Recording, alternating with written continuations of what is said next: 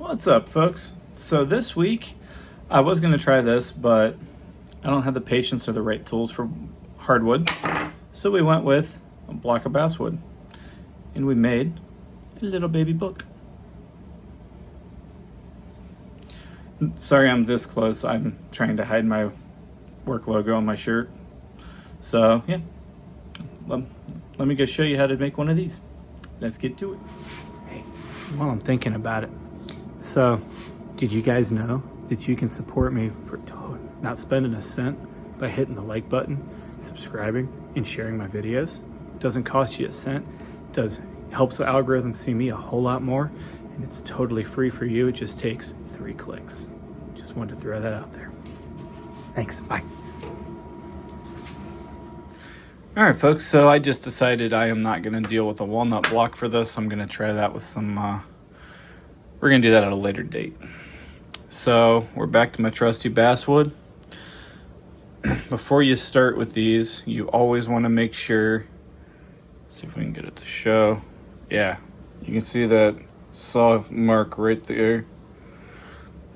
So you just take a real light pass over all the sides that have any marks at all. You want to make sure you're getting this nice and nice and flat, flush. I'm not going to deal with the end grain. That one actually looks okay, and the 2 sides are already good.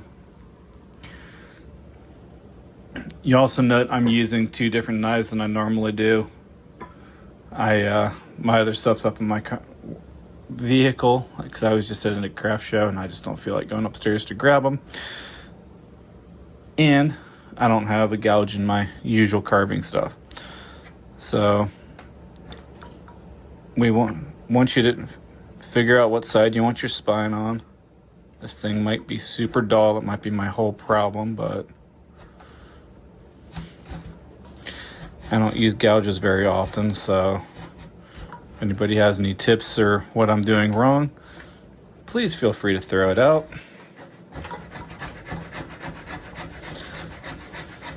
And this is going to be for the offset for the spine of the book.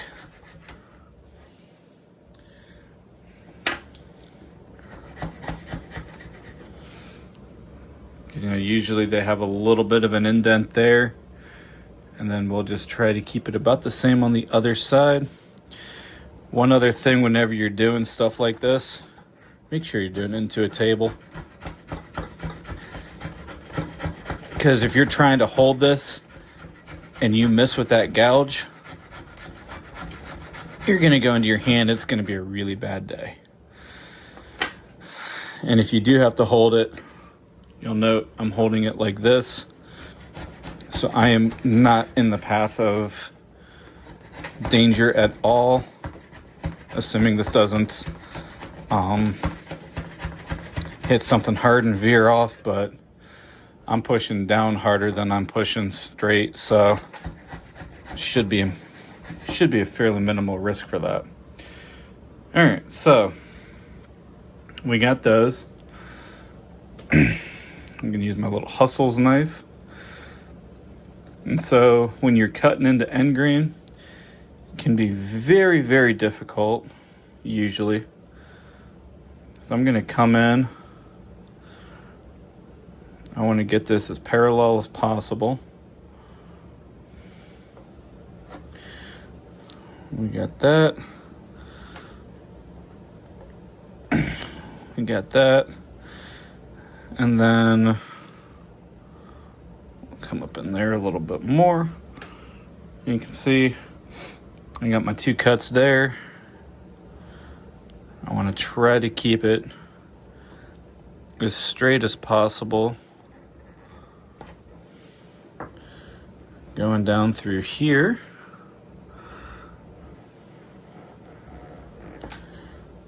It's not super straight, but if you want it to look a little older and a little beat up, that is certainly one way to get that effect. And all I'm doing here is lining my blade up in the notch and then just pushing straight down in. That was definitely not as parallel as it could be, so we're just gonna move this.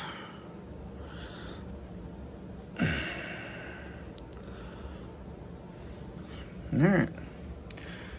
So we're gonna carve a lot of this out for our pages. And when you're doing end grain, make sure everything you're using is freshly stropped up. Like, I'm probably gonna restrop this real quick before I actually use it, because this is gonna be the V-tool I use. Because for the life of me, I cannot find my palm gouge, which is way better for doing stuff like this, but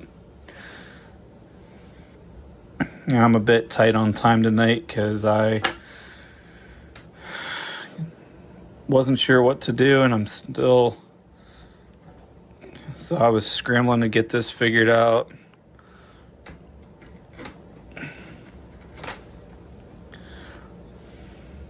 All right.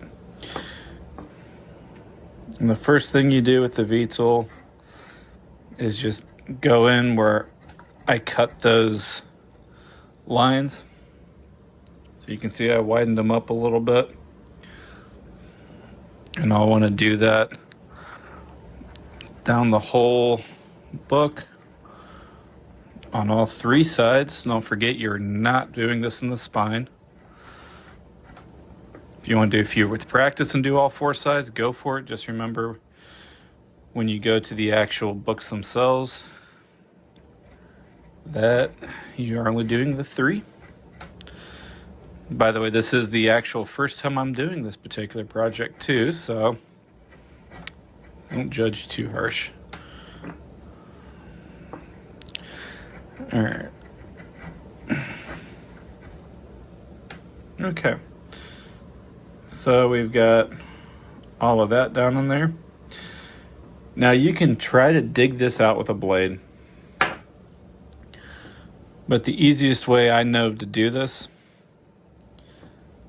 is lay your piece down, and this might be where I need to throw a break in here to sharpen this thing up, which it's definitely not sharp enough, so I will be right back.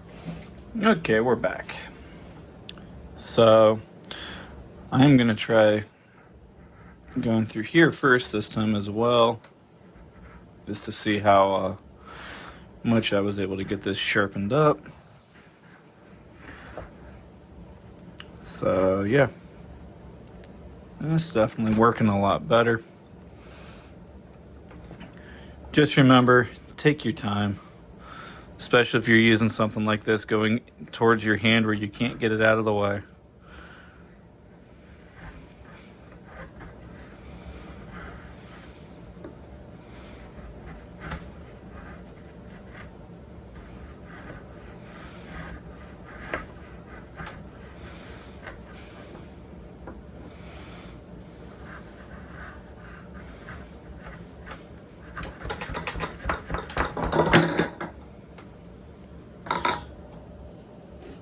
Don't mind my mason jars of paint falling over.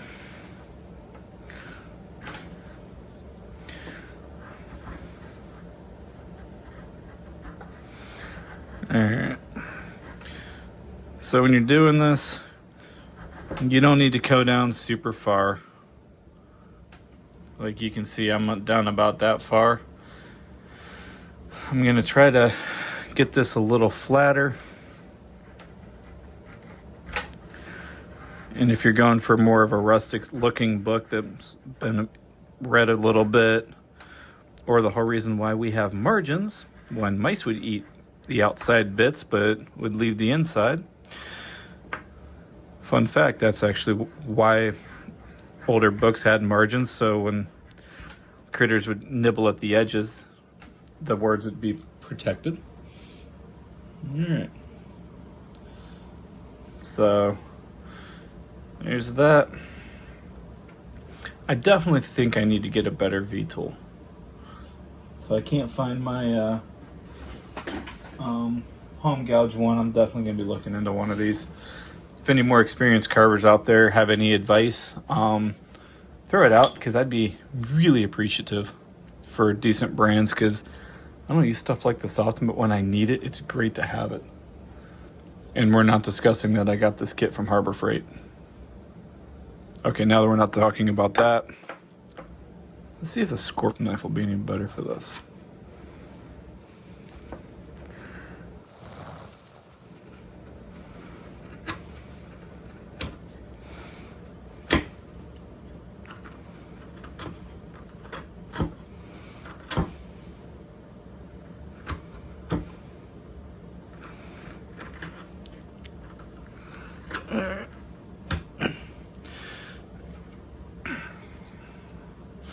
Not exactly what they're designed for, but it's actually working pretty well. So I'm going to hop off of here. I'm going to get, because we're doing the same thing as here on there and there, just for time's sake.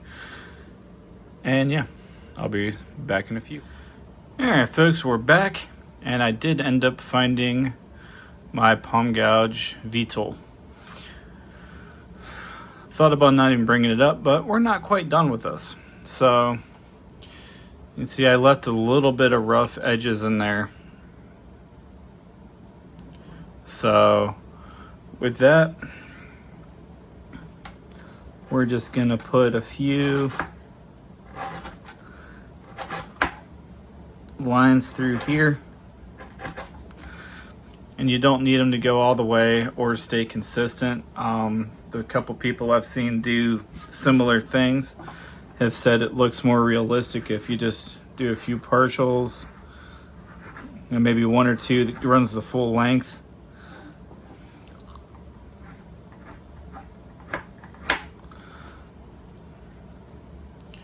Because you don't want it to look, I mean, you can go for pristine if you really want to, but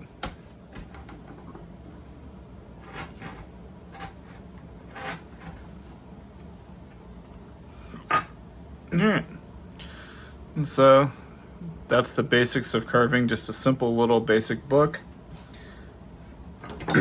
Once you get to this point, if you want, you can always round off edges. And make sure, like, where the, let's see if we can, yeah, there we go. You can see where it's kind of rough through there. You can, you know, do a few passes like that.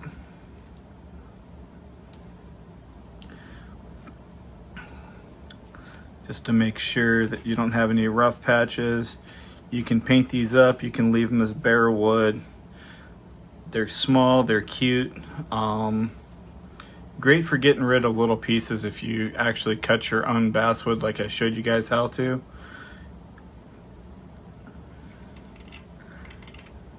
And if you guys are interested but don't have the ability to cut your own, hit me up and we'll see if we can figure something out.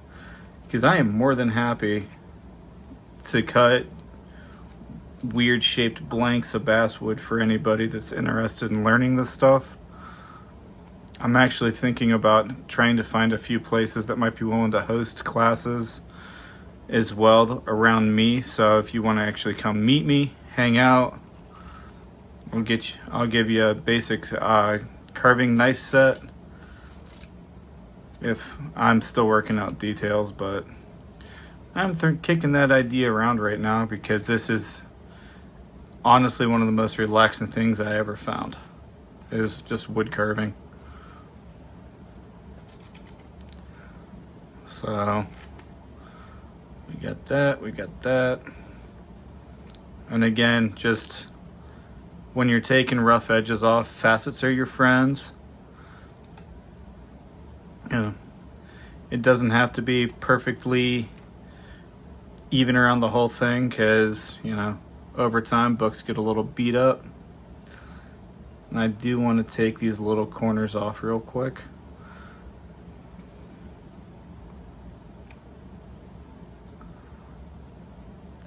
And by the way, I don't know that I've ever actually used this particular blade on the channel yet. This is a, I think they said it's called a skew rougher from Flex Cut. It's really nice for like just laying over end grain like this. Just get that It's not good for going deep into wood. It gets bogged down pretty easily, but to smooth something over real quick, and even just like out somewhere like this, there's a bit of a trick to get them to cut, but once you hit that right angle, you can really just go to town with it.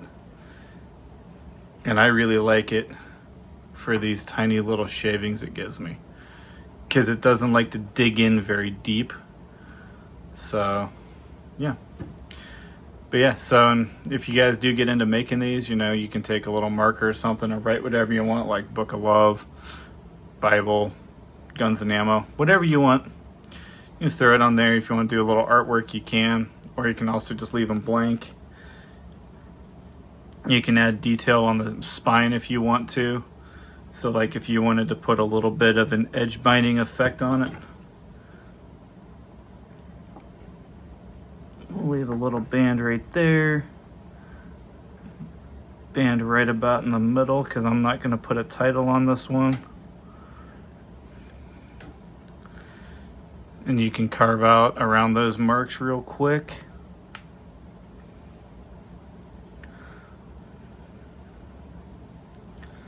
You just, you know, again, slow, light, shallow cuts. You want your tools as sharp as you can possibly get them to do this.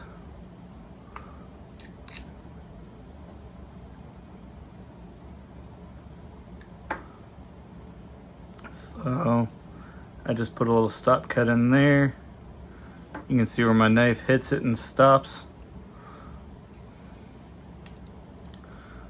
Might not be the most level job, because again, this is the first time I've ever tried this, so this is how I learn things. I just do it.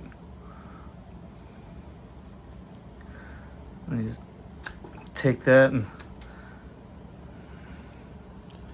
then you can see it sticks up just a little bit. A little bit of paint, you can really make that stick out. You can also cut it around a little bit and make it fit inside of there if you so desire. That's the best part about wood carving. The possibilities are endless, and you're only limited by your own imagination. And if you tell me you can't figure out how to do this, I can teach you a few basic cuts. And even if you don't know anything else about creativity, those couple of basic cuts and some time, you can make anything you want. If you just want to you just got to put your mind to it and say, I want to learn this. It's the same way with any making really these days, because all right, come on.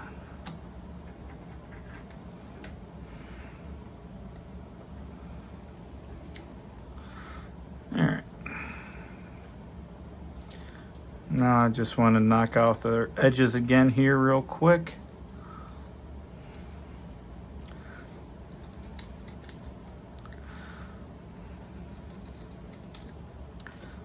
And there we go. You got your little banding. Like I say, first attempt, it doesn't look that great, but if you want to make it really look good, that's when you just got to do a little bit of measuring, keep everything nice and square. Double check your blade alignment, but I'm like, you guys are looking straight on here, and I'm trying to do this through my phone, or actually like say this where my phone is, I'm leaned down looking up like that from underneath. Makes it a little bit harder, but yeah. And you can also, like, if you want, you can make it look like there's a bookmark in there.